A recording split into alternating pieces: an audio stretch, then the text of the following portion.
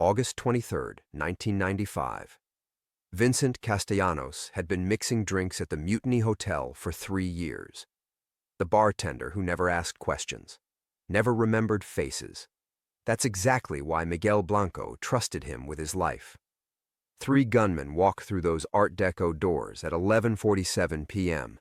Vin was polishing glasses behind the mahogany bar. Miguel was nursing his third whiskey at table 7, hidden in the shadows where he'd sat every Tuesday for months. Vin dropped behind the bar. 30 seconds of gunfire shattered the Miami night. When the smoke cleared, 3 bodies lay sprawled across the black marble floor. And Vincent Castellanos walked out the front door, blood on his white shirt, secrets buried deeper than the Everglades. What happened in those 30 seconds would haunt 2 families for decades, because sometimes the man you think you're protecting is the one you should fear most. Before we jump back in, tell us where you're tuning in from, and if this story touches you, make sure you're subscribed because tomorrow I've saved something extra special for you. The hook. The blood on Vin's shirt wasn't his own. He stood in the Mutiny's parking lot, feeling the humid Miami air stick to his skin like a guilty conscience. Behind him, the hotel's neon sign flickered against the night, that gaudy pink flamingo that had watched over countless deals, betrayals, and executions since the cocaine cowboys claimed Coconut Grove as their kingdom. Sirens wailed in the distance, growing closer. Maybe 3 minutes before the cavalry arrived to clean up another mess in a hotel that specialized in them. Vin reached into his jacket pocket and pulled out a pack of Marlboros, his hands steady despite everything. 15 years of tending bar in Miami's most notorious establishment had taught him how to keep his composure when the world went to hell. The cigarette helped steady his nerves, but it couldn't quiet the voice in his head, the same voice that had been whispering poison for 2 decades. You should have stayed buried, Miguel. Because that's who had been sitting at table 7. Miguel Blanco. Supposedly dead since 1975 when a DEA raid went sideways and a 10-year-old boy caught a bullet meant for his mother. Agent Vincent Castellanos had pulled the trigger that night, or so the reports claimed. It destroyed his marriage, ended his career, and sent him crawling into a bottle that he'd only recently climbed out of. Except the kid hadn't died. He'd been spirited away into witness protection, grown up under a new name, and somehow found his way back to Miami's underworld like a moth to a flame. For months now, he'd been coming to the Mutiny every Tuesday, sitting in that same corner booth, nursing whiskey and watching the room like he was waiting for something. Tonight, something had finally come for him. The 3 shooters had moved like professionals, coordinated, silent, deadly efficient. Vin recognized the type from his DEA days. These weren't street thugs or cartel foot soldiers. Someone with serious money had sent them. Someone who knew exactly where to find Miguel and when he'd be vulnerable. But they'd made one critical mistake. They'd underestimated the bartender. Vin took another drag and replayed those 30 seconds in his mind. The moment the gunmen raised their weapons, muscle memory had kicked in. 20 years as a federal agent didn't just disappear because you hung up your badge. He'd gone for the sawed-off shotgun he kept behind the bar. Insurance in a business where insurance claims were usually settled with bullets. The first shooter had turned toward the bar just as Vin came up firing. Double-aught buckshot at close range didn't leave room for second chances. The man went down hard, taking out a table of drug dealers who'd been playing cards and minding their own business. The second gunman had Miguel pinned down behind his booth, methodically putting rounds into the leather upholstery. Vin's next shot caught him center mass, spinning him into the jukebox. The music had died with a mechanical whine, leaving only the ringing of gunshots and the smell of cordite. Number 3 had been the smart one. He'd tried to retreat, realizing the job had gone sideways. But Vin couldn't let him walk away. Not when he'd seen Miguel's face, could identify him to whoever had sent them.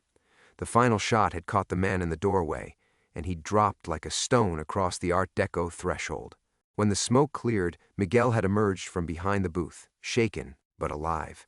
He'd looked at Vin with a mixture of recognition and something else, gratitude maybe, or calculation. Hard to tell with Griselda Blanco's son. You know who I am, Miguel had said. It wasn't a question. I know who you used to be, Vin had replied, already reaching for the phone. Not to call the cops, that would come later, when the scene was properly staged. First, he'd called his contact at the DEA, a man who owed him favors from the old days. Someone who could make sure the right story got told. Miguel had nodded, understanding passing between them like a shared secret. Then he'd walked out the back exit, disappearing into the Miami night just as he had 20 years ago. Now Vin stood alone with 3 corpses and a lifetime of questions. Who had found Miguel? How long had they been watching? And most importantly, who else knew the truth about that night in 1975? The sirens were closer now, maybe 2 blocks away. Red and blue lights would soon paint the Mutiny's facade in familiar colors. Vin dropped his cigarette and ground it under his heel, then walked back toward the hotel. He had a story to tell, and it better be convincing, because in Miami's underworld, survival depended on knowing which secrets to keep and which lies to tell. And Vincent Castellanos had been keeping the biggest secret of all. The dead boy had come back to life, and someone wanted him dead again. Tell us in the comments, have you ever had to protect someone who should have been your enemy? And if this story is pulling you in, hit that subscribe button because tomorrow's chapter reveals who's been watching from the shadows. #Chapter 2. Introduction. The police photographer's flash lit up the Mutiny's interior like lightning frozen in time, casting harsh shadows across the carnage that would haunt Vin's dreams for weeks to come. He sat at the bar, nursing a cup of black coffee that had gone cold an hour ago, watching Detective Ray Morales work the scene with the methodical patience of a man who'd seen too many bodies in too many hotels. "Tell me again about the card game," Morales said, not looking up from his notepad. He was a good cop, one of the few in Miami-Dade who couldn't be bought with cocaine money or intimidated with threats. That made him dangerous to people like the Mutiny's clientele, but it also made him predictable. Vin could work with predictable. High-stakes poker. Tuesdays are slow, so I let them use the back corner. 3 guys I'd never seen before came in around 11:30, started shooting. Vin kept his voice steady, tired but not rehearsed. I grabbed the 12 gauge and returned fire. Self-defense, pure and simple. The lie tasted like ash in his mouth, but it was a necessary one. Miguel's empty booth sat 15 feet away, the leather still torn from bullet holes, but as far as the official record was concerned, he'd never existed. Just another ghost in a hotel full of them. Morales finally looked up, his dark eyes studying Vin's face with cop instincts honed by 20 years on Miami's streets. Funny thing about that. 3 professional shooters, military-grade weapons, but they came for a poker game? Seems like overkill for a few thousand in pot money. "Maybe they heard about the wrong kind of game," Vin said, meeting his gaze without flinching. "You know how stories grow in this neighborhood. A $500 pot becomes $5,000 by the time it reaches the right ears." It was weak and they both knew it, but Morales had been working Miami long enough to recognize when pushing harder would only lead to dead ends and dangerous enemies. He closed his notepad and slipped it into his jacket pocket. "You're lucky to be alive, Vin. These guys weren't amateurs. Luck's got nothing to do with it. I've been taking care of myself for a long time." After the police left and the coroner hauled away the bodies, Vin found himself alone in the Mutiny's main lounge. The cleaning crew wouldn't arrive until morning. They knew better than to show up while the blood was still fresh. He walked behind the bar and poured himself 3 fingers of Jameson, his hands finally allowing themselves to shake now that no one was watching. The hotel settled around him with familiar creaks and sighs. Somewhere upstairs, a television played old episodes of Miami Vice. The irony wasn't lost on anyone who worked here.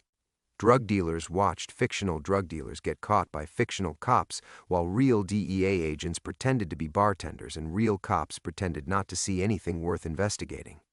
Vin's apartment was on the 3rd floor, a modest 2-bedroom with a view of Biscayne Bay that almost made him forget he was living in the epicenter of South Florida's cocaine trade.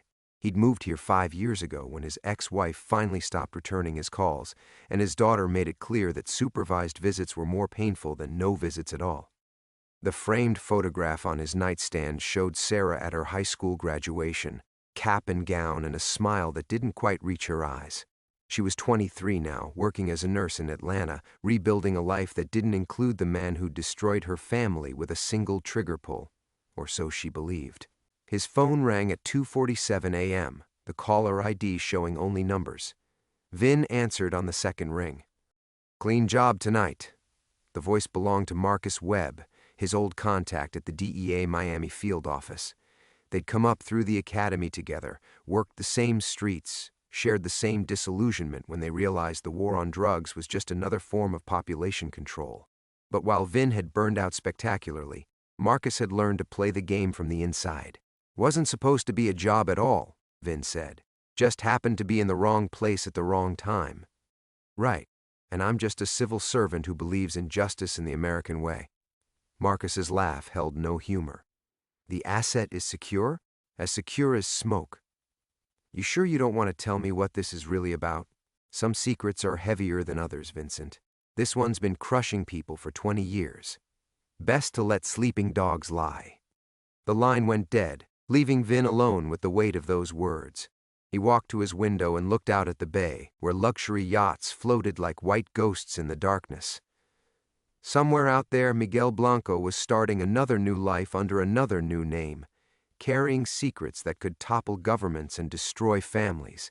And somewhere else, the people who'd sent 3 professional killers were realizing their assassins weren't coming home. They'd be angry, desperate, and infinitely more dangerous than before. Vin closed his eyes and listened to the distant sound of waves against the seawall. Tomorrow would bring new questions, new threats, and new lies to tell. But tonight, for a few precious hours, he could pretend he was just a bartender who'd gotten lucky in a firefight. The dead boy was alive, and that changed everything. Chapter 3, Inciting Incident. Vin woke to the sound of paper sliding under his door. The digital clock on his nightstand glowed 6:23 a.m., and pale morning light filtered through the blinds overlooking Biscayne Bay. He'd managed maybe 3 hours of sleep, his dreams filled with muzzle flashes and Miguel Blanco's face. First as the terrified 10-year-old he'd supposedly killed, then as the grown man who'd walked out of the mutiny alive. The envelope lay white against the dark hardwood, his name written across it in careful script that made his chest tighten with recognition. He'd seen that handwriting on birthday cards and school permission slips, on divorce papers, and the final letter that had arrived 6 months ago telling him not to contact her anymore. Elena. Vin's hands trembled as he tore open the envelope. Inside was a single sheet of hotel stationery, Mutiny Hotel letterhead, which meant she was here, in the building, maybe had been here all night while he'd been cleaning up bodies and lying to police. Vincent, I know what you did 20 years ago. I know what you did last night. And I know you've been protecting Miguel Blanco this whole time. Room 412. Come alone. We need to talk about our daughter. The letter fell from his fingers like a burning thing. Elena Castellanos. Elena Restrepo now, she'd taken back her maiden name after the divorce, was supposed to be in Atlanta with Sarah, living the quiet life of a retired teacher who'd married the wrong man at the wrong time. She wasn't supposed to be in Miami. She sure as hell wasn't supposed to know about Miguel. But the evidence was in his hands, written in handwriting he'd once loved to find on notes tucked into his lunch bag. Have a good day, mi amor. Come home safe. He'd stopped coming home safe a long time ago. Vin dressed quickly, his mind racing through possibilities and probabilities, none of them good. Elena had left him because of Miguel Blanco's death, because she couldn't live with a man who'd killed a child, even in the line of duty. The guilt had eaten him alive, destroyed his marriage, turned him into someone she couldn't recognize. If she knew Miguel was alive, if she understood that everything she'd believed for 2 decades was a lie. Room 412 was on the 4th floor, overlooking the pool where bikini-clad women had once snorted cocaine off silver trays while drug lords planned murders over mimosas. The mutiny had cleaned up its act somewhat since the height of the cocaine cowboys era, but it still attracted a clientele that paid in cash and asked few questions. Vin knocked twice, paused, then knocked once more. An old signal from their marriage, something they'd used when coming home late from work. The door opened, and there she was. 20 years had touched Elena with gentle hands, adding silver to her dark hair and laugh lines around her eyes that he'd never gotten to help create. She was still beautiful in the way that had stopped his breath the first time he'd seen her across a crowded salsa club in 1972. Hello, Vincent. Elena. His voice came out rougher than he'd intended. What are you doing here? She stepped aside to let him in. The room was standard Mutiny fare, Art Deco furniture, pastel colors, a view of the bay that cost extra. Her suitcase sat open on the bed, and he could see it was packed for a longer stay than a simple visit. "Sarah is missing," she said without preamble. "She disappeared 3 days ago from her apartment in Atlanta. No signs of struggle, nothing stolen, but her neighbors heard men asking questions about her father the week before." The words hit Vin like physical blows. He sank into the room's single chair, his mind immediately jumping to worst-case scenarios. "Have you called the police? The FBI?" "Yes, Vincent, I've called everyone. They're treating it as a voluntary disappearance because she's an adult and there's no evidence of foul play. But I know my daughter. She wouldn't just vanish." Elena moved to the window, her back to him. "I came here because I knew you were involved somehow. I've been watching the news about that shooting last night, and your name keeps coming up. Then I started making calls, asking the right questions of the right people." She turned around, and her eyes held a mixture of anger and desperation that cut him to the bone. "Miguel Blanco never died in that raid, did he? You've been protecting him all these years, and now someone's using our daughter to get to him." Vin felt his carefully constructed world crumbling around him. For 20 years, he'd built his life on the foundation of that lie. The dead boy, the failed agent, the man who'd lost everything because he couldn't live with what he'd done. Now Elena was here, and Sarah was missing, and the past had finally come home to collect its debts. "How long have you known?" he asked. "Long enough," she said. "The question is, what are you going to do about it?" Chapter 4, Early Development. Vin stared at his ex-wife, feeling the walls of the hotel room close in around him like a trap 20 years in the making. The morning light streaming through the windows seemed too bright, too harsh, illuminating every line of worry etched across Elena's face. "I need a drink," he said, standing abruptly and moving toward the minibar. "It's 7 in the morning, Vincent. It's been a long night." His hands shook as he twisted the cap off a small bottle of whiskey. The burn helped focus his thoughts, but it couldn't wash away the taste of fear that had been building since he'd read her note. Elena watched him with the expression he remembered from their worst fights, disappointed but not surprised.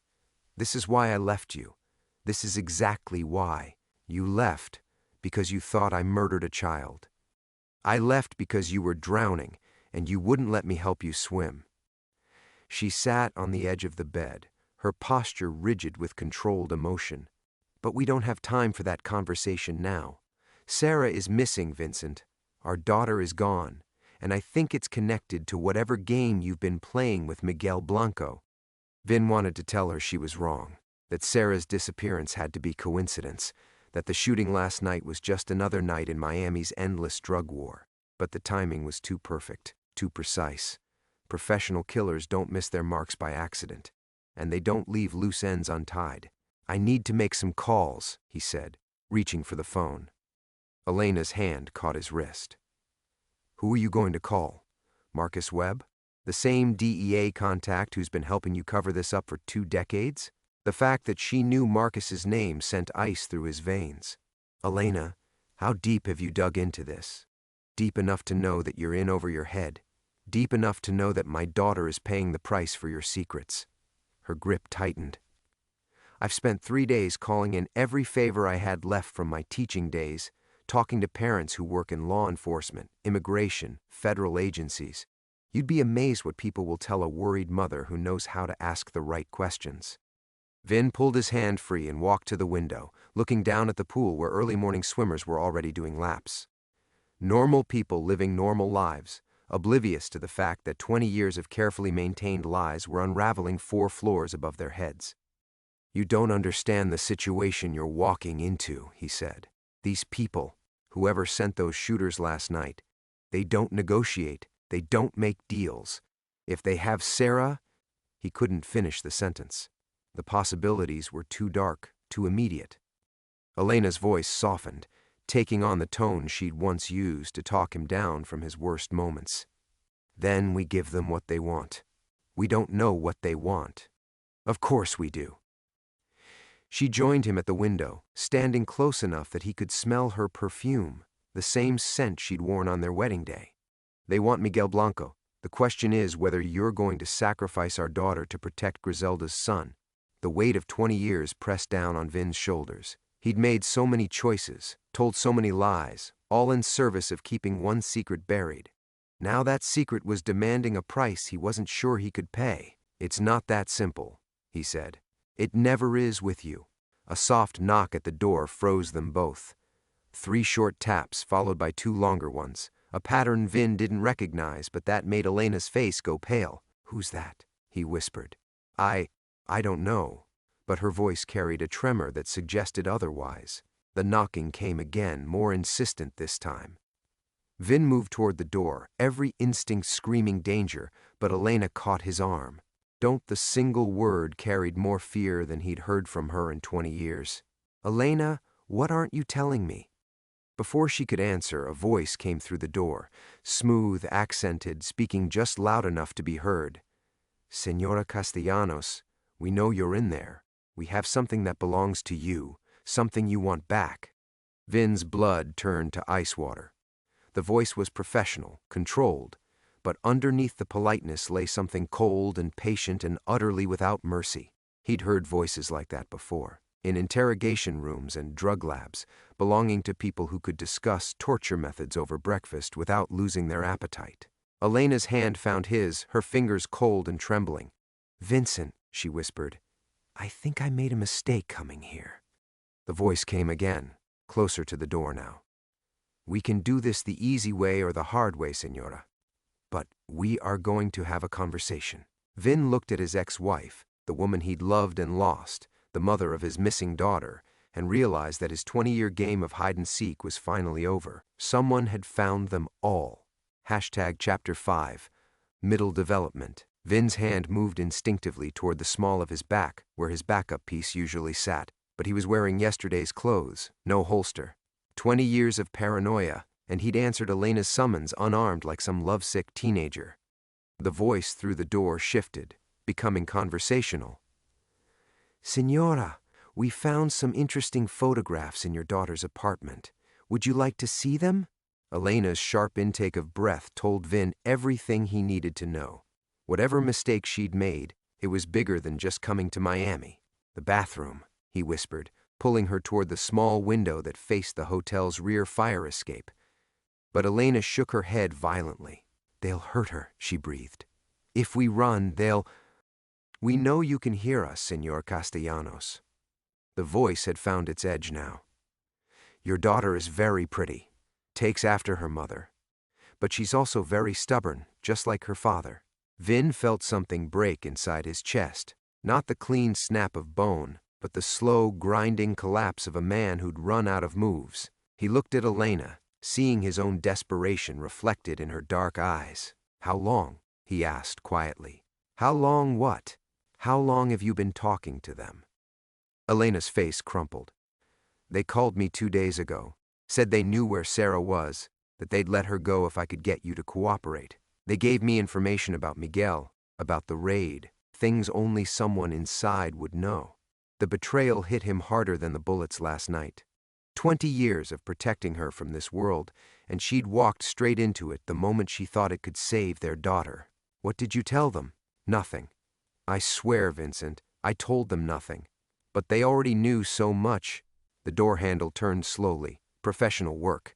They'd picked the lock while keeping up their conversation. Vin pushed Elena behind him, grabbing a heavy crystal ashtray from the dresser. It wasn't much, but it was better than nothing. 2 men entered with the fluid grace of people who'd done this before. The first was tall and lean, wearing an expensive suit that couldn't quite conceal the shoulder holster underneath. The second was broader, older, with the kind of scars that came from decades of violence. "Señor Castellanos," the tall one said with a slight smile. "Finally. We've been looking forward to this conversation. Where's my daughter?" "Safe. For now." The man settled into the room's chair like he owned it. "She's actually quite comfortable. Better accommodations than some hotels I've stayed in." Elena stepped out from behind Vin. "You said you'd let her go if I brought him here." "I said we'd discuss terms. The discussion is just beginning." The man's eyes never left Vin's face. "Do you know who I am, Señor Castellanos?" Vin studied the features, the mannerisms, the way the man carried himself with absolute confidence.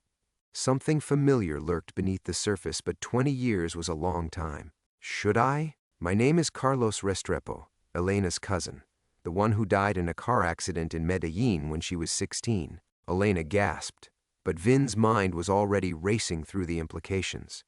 If Carlos Restrepo was alive, if he'd faked his death and Elena had never known. You've been watching her, Vin said, all these years. Watching, protecting, waiting for the right moment. Carlos's smile widened. You see, Elena's family has always been involved with certain business interests. Her marriage to a DEA agent was seen as a liability by some, but I convinced them it could be useful. You son of a bitch, Elena whispered. I kept you alive, Prima, you and your daughter, but that protection came with a price that's finally come due. Carlos leaned forward. 20 years ago, Vincent Castellanos destroyed a carefully planned operation. Miguel Blanco was supposed to die in that raid. Instead, he vanished into witness protection, taking with him information that could destroy some very powerful people. Vin felt the pieces clicking together like bullets sliding into a chamber. Griselda didn't send those shooters last night. Griselda Blanco is a relic, living in the past. This is about the future, about business relationships that span decades and cross international borders. Carlos stood, smoothing his jacket. Miguel has been hiding long enough. It's time for him to come home. And if I can't deliver him? Carlos walked to the window, looking down at the pool where Vin had been watching the swimmers. Your daughter is 23 years old.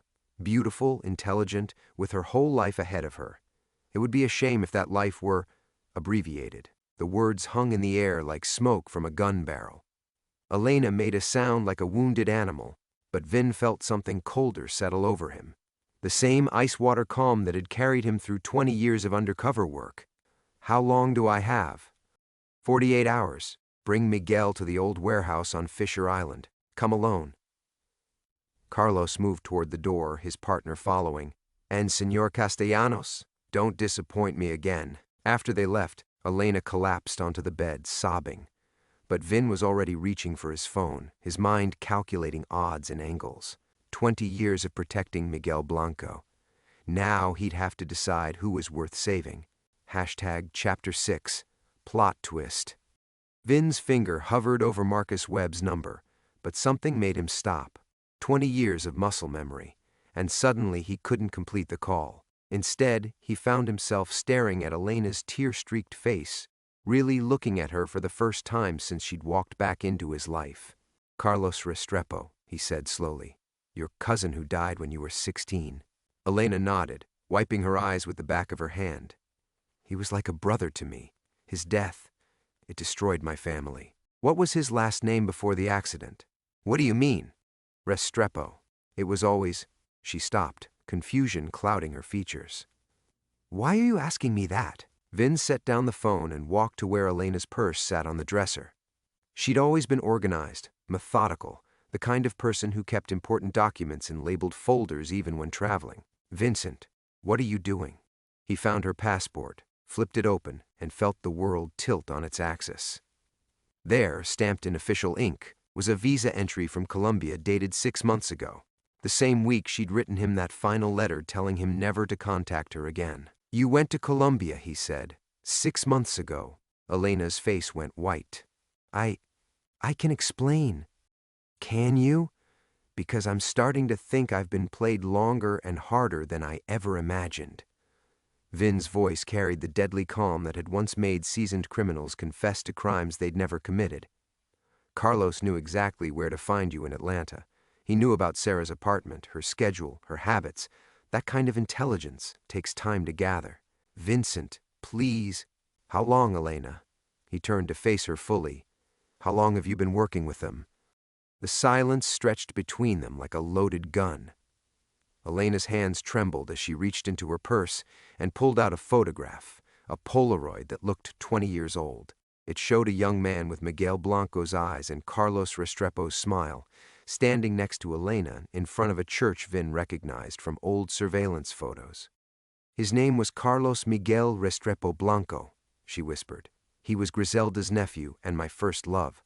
I was supposed to marry him when I turned 18. The photograph fell from Vin's fingers like a burning thing. Everything, their meeting at the salsa club, their whirlwind romance, their marriage, suddenly felt scripted, orchestrated, performed for an audience of one. The raid 20 years ago, he said. You knew Miguel would be there. I knew Carlos would be there. I thought... Elena's voice broke. I thought you were going to arrest him, not kill him. I thought he'd finally be safe in prison, away from that life. But Miguel didn't die. No one died that day. The raid was a setup from the beginning. Carlos had been feeding information to the DEA through me, through our marriage. He wanted out of the family business. But the only way out was to disappear completely. Vin felt 20 years of guilt and self-hatred transform into something colder, harder. You let me believe I'd killed a child. We needed you to believe it. Your guilt, your self-destruction, it was perfect cover. No one would suspect the failed agent who drank himself into bartending was still protecting their primary witness. And Sarah? Our daughter? Elena's face crumpled. She's real, Vincent. Our love was real, even if everything else was a lie. I fell in love with you despite the assignment, not because of it. But she's not missing, is she? The longest pause of Elena's life stretched between them. When she finally spoke, her voice was barely audible. She's safe. She's been safe the whole time. Vin walked to the window, looking down at the pool where Carlos had stood just minutes before. The man's arrogance suddenly made perfect sense. He wasn't just threatening Sarah. He was threatening to expose 20 years of carefully constructed theater. What changed? Vin asked. Why blow up the operation now? Someone else figured it out. Someone with enough power to force Carlos's hand. Elena joined him at the window. The cartels are changing, Vincent. The old families are being pushed out by new organizations with different rules. Carlos needs to disappear again, but this time permanently. And he needs Miguel's witness protection files to do it. He needs the identities, the safe houses, the financial networks, 20 years of federal witness protection infrastructure. Elena's hand touched his arm tentatively. I'm sorry, Vincent. I'm so sorry for all of it. Vin looked at the woman who had been his wife, his partner, his greatest love, and his deepest betrayal.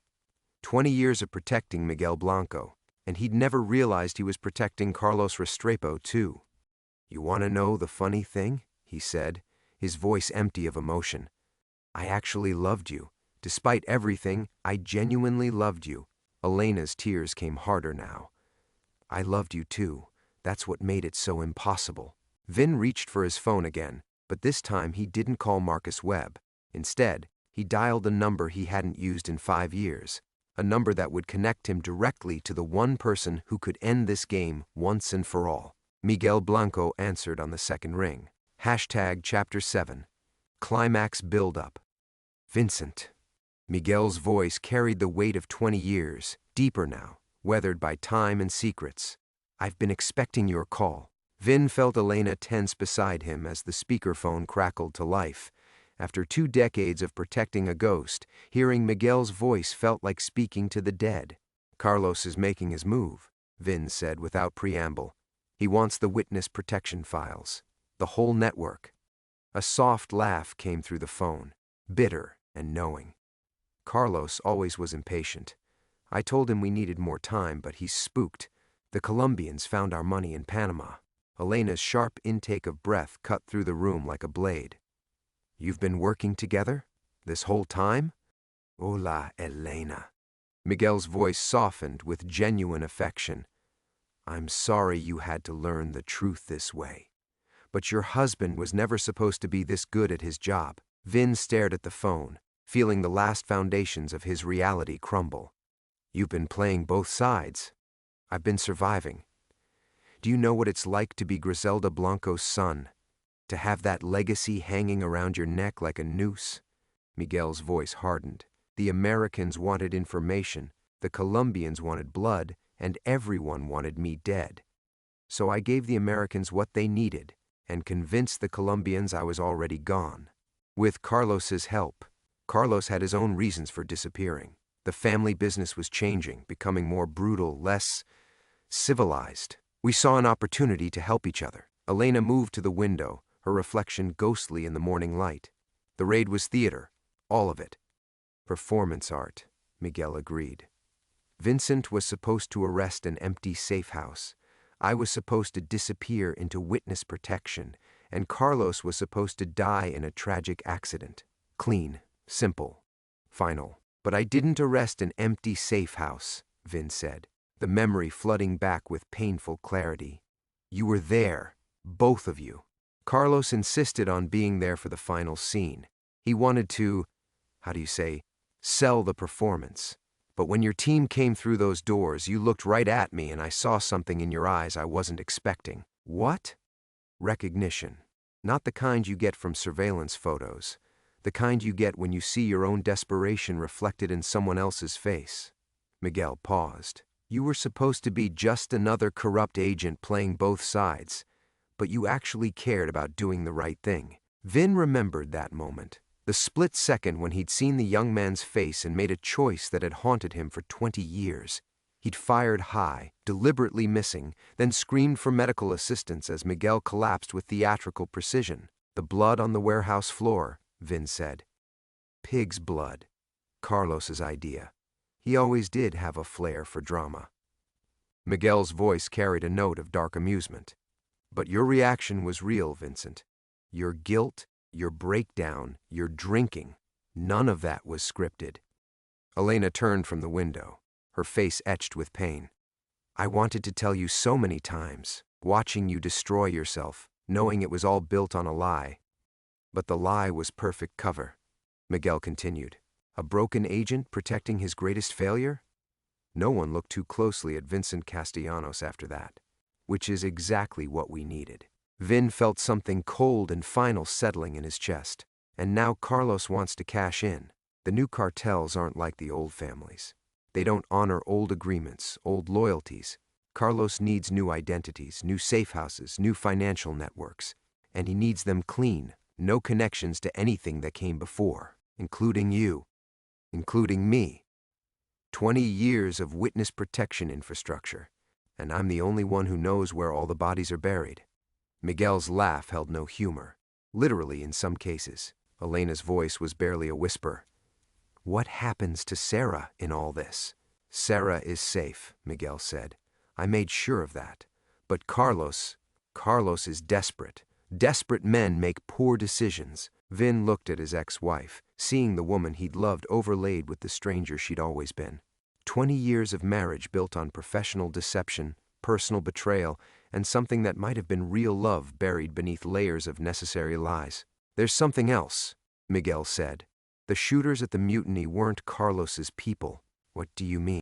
I mean someone else is playing this game. Someone who wants all of us. You, me, Carlos, Elena, in the same place at the same time. Miguel's voice carried a new edge of fear. I think we've all been played, Vincent, and I think it's about to get much worse. Vin closed his eyes, feeling the weight of 20 years of choices pressing down on him. In 46 hours, he would have to face the truth about everything he'd believed, everyone he'd trusted, and every decision that had brought him to this moment. The game was finally ending. The question was whether any of them would survive the finale. Chapter 8, Climax. The warehouse on Fisher Island sat like a concrete gravestone against the Miami skyline, its broken windows reflecting the dying light of another humid August evening. Vin arrived 2 hours early, moving through the shadows with the fluid grace of a man who'd spent decades reading Rooms for Danger. The Glock rested heavy against his ribs, loaded with the same hollow-point rounds that had supposedly killed Miguel Blanco 20 years ago. He wasn't surprised to find Elena already there. She stood in the center of the empty space where their lies had been born, looking smaller somehow, diminished by the weight of truth finally spoken. The late sunlight streaming through the skylights caught the silver in her hair. When had she started going gray? And for a moment she looked exactly like the woman who'd kissed him goodbye on their last morning together. Sarah? He asked, though he already knew the answer. Never in danger. She's at her apartment in Atlanta, probably wondering why I haven't returned her calls. Elena's voice carried the exhaustion of someone who'd been running from the truth for too long. I'm sorry, Vincent. For all of it. Are you? Or is this just another performance? Elena flinched as if he'd struck her. That's fair. I deserve that. Footsteps echoed from the eastern entrance, measured, confident. Carlos emerged from the shadows wearing the same expensive suit, but his companion was different, older, a man whose face Vin recognized from 20 years of DEA surveillance photos. Marcus Webb stepped into the light like a ghost materializing from his own funeral. "Hello, Vincent." His former handler looked exactly the same. Silver hair, sharp suit, the kind of smile that had convinced congressional committees to fund black operations. "I've missed our conversations." The pieces fell together with the terrible clarity of a perfect shot. "You've been running Carlos from the beginning." "Running? Such an ugly word. I prefer managing." Marcus moved deeper into the warehouse, his footsteps echoing in the cavernous space. "Do you know what Miguel Blanco was worth to the agency, Vincent? 20 years of intelligence on Colombian operations, Mexican pipelines, money laundering networks spanning 3 continents. And Carlos? Carlos was the bonus, a cartel insider who could provide real-time intelligence while helping us manage Miguel's information flow." Marcus's smile widened. 2 assets for the price of 1 failed raid. Elena stepped closer to Vin, and he caught the faint scent of her perfume, the same one she'd worn on their wedding day. "How long have you known?" "About Miguel? From the beginning. About Carlos? I started suspecting when you married Vincent so quickly after the raid." Marcus regarded Elena with professional appreciation. Brilliant tradecraft, really. Marry the agent, gain access to his emotional state, ensure his complete breakdown validates the operation's success. Vin felt something cold and final crystallizing in his chest. Not rage, that would have been cleaner. This was something harder, more surgical. "Sarah is exactly who she appears to be," Marcus said gently. "Your daughter, conceived and born out of genuine love. Elena's only real rebellion in 20 years of perfect operational security." "The shooters at the Mutiny," Carlos interjected, his voice tight with barely controlled anger. "That was you." "A demonstration. I needed everyone motivated, focused. Nothing creates urgency quite like the belief that old enemies have finally found you." Marcus walked to where a shaft of sunlight illuminated the concrete floor. "The game was ending anyway, Carlos. Too many loose threads, too many questions from oversight committees. Better to tie everything off cleanly. By killing us all? By cleaning up a 20-year-old mess that's outlived its usefulness." Marcus's hand moved almost casually toward his jacket. "Miguel has served his purpose. Carlos has become a liability. And Vincent knows too much about how the machine really works. And Elena? Elena was always the wild card. Too much genuine emotion, too much real love getting in the way of operational necessity." Marcus drew his weapon with practiced ease. Regrettable, but necessary. Vin measured distances, angles, possibilities. Marcus had trained him too well. He could read every micro-expression, every shift in stance. The older man expected him to go for his gun, expected desperation, expected the broken agent to make one last futile gesture. Instead, Vin laughed. The sound echoed through the warehouse like a gunshot, stopping Marcus mid-draw. 20 years, Marcus. 20 years you had me believing I was protecting Miguel out of guilt. But I wasn't, was I? Vincent? I was protecting him because it was the right thing to do. Because despite all your manipulation, all your careful orchestration, I could see what you really were." Vin stepped forward, his voice carrying the authority of hard-earned truth. A man so obsessed with control that he'd sacrifice anyone, Miguel, Carlos, Elena, me, to maintain his perfect operation. Marcus completed his draw, but something had shifted in his eyes. Uncertainty, fear, the expression of a man realizing his greatest asset had finally seen through the game. "Your mistake," Vin continued, his own hand steady on his weapon, "was thinking that love makes people weak. But love, real love, makes people willing to die for something bigger than themselves." "How touching," Marcus said, but his voice had lost its commanding edge. "Miguel's already gone, isn't he? You called him, told him to run. Because even after everything, you couldn't bring yourself to kill the son you never had." Marcus's gun wavered slightly. In that moment of hesitation, 20 years of lies finally crumbled under the weight of one undeniable truth. Vincent Castellanos had never been the broken man Marcus believed him to be. He'd been waiting for this moment all along.